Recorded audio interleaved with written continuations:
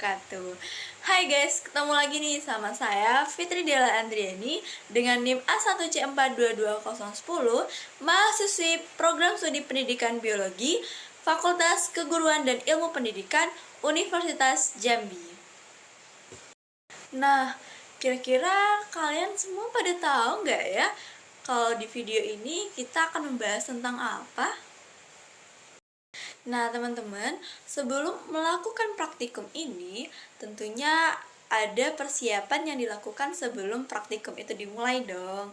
Nah, pertama kali yang harus kita lakukan adalah membersihkan tulang paha ayam dari daging ayam nih teman-teman, yang dimana proses pemisahan antara tulang dengan dagingnya itu sangat sulit nih teman-teman, butuh ekstra kesabaran yang sangat luas bagi teman-teman, karena menurut saya pribadi memisahkan tulang dan dengan daging ayam itu sungguh sulit nih teman-teman, karena dagingnya yang lembut dan juga menempel pada tulang membuat kita agak kesulitan nih teman-teman buat memisahkan antara tulang dengan dagingnya.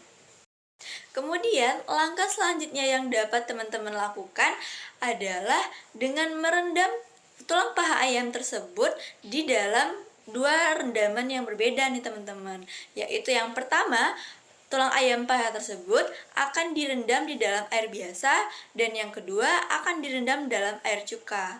Nah, mungkin teman-teman ada yang bisa jawab nggak kenapa tulang ayam paha tersebut harus direndam di dalam rendaman air yang berbeda nih teman-teman? Kenapa harus air cuka dengan air biasa? Kenapa dia tidak satu rendaman saja? Nah, untuk jawabannya akan kalian ketahui di video berikutnya. Stay tune ya teman-teman.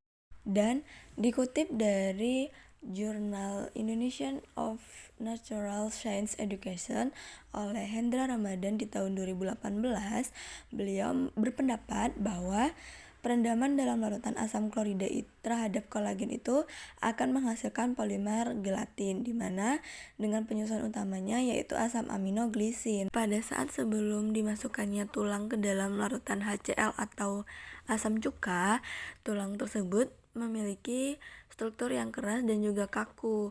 Namun setelah direndam dalam larutan cuka selama 5 hari, kekerasan pada tulang itu berubah menjadi lunak. Hal itu disebabkan oleh HCl-nya yang memiliki kemampuan untuk melarutkan unsur-unsur lain seperti kalsium, di mana kalsium yang terdapat di dalam tulang itu akan hilang dikarenakan larutan HCl-nya. Larutan HCl itu memiliki sifat yang korosif, sehingga pada larutan HCl tersebut akan menghasilkan bau yang sangat menyengat.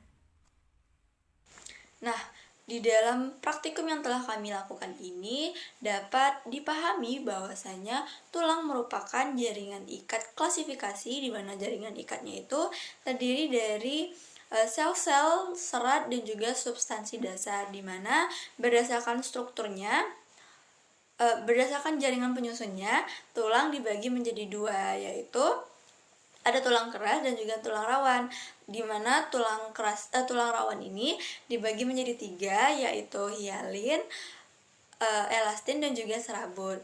Kemudian ada tulang keras, di mana tulang kerasnya itu terbagi lagi menjadi osteoblast, osteosit, dan juga osteoklas. Nah, berdasarkan dengan hasil praktikum yang telah kami lakukan, tulang pada rendaman air cuka itu memiliki struktur yang lembek dibandingkan dengan tulang pada rendaman air biasa. Hal itu dikarenakan pada tulang yang direndam air cuka tersebut itu telah mengalami hidrolisis oleh asam cuka.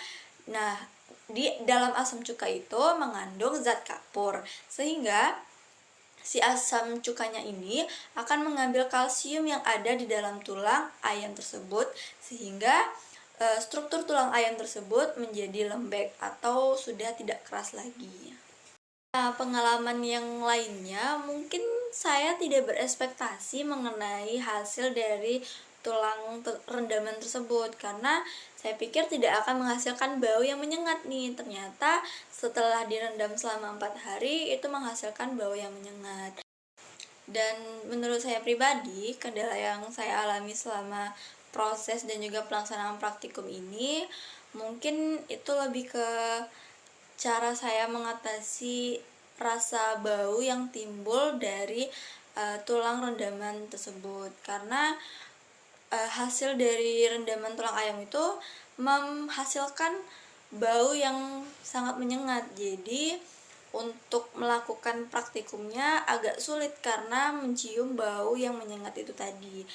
Mungkin itu saja kendala yang saya alami selama praktikum itu.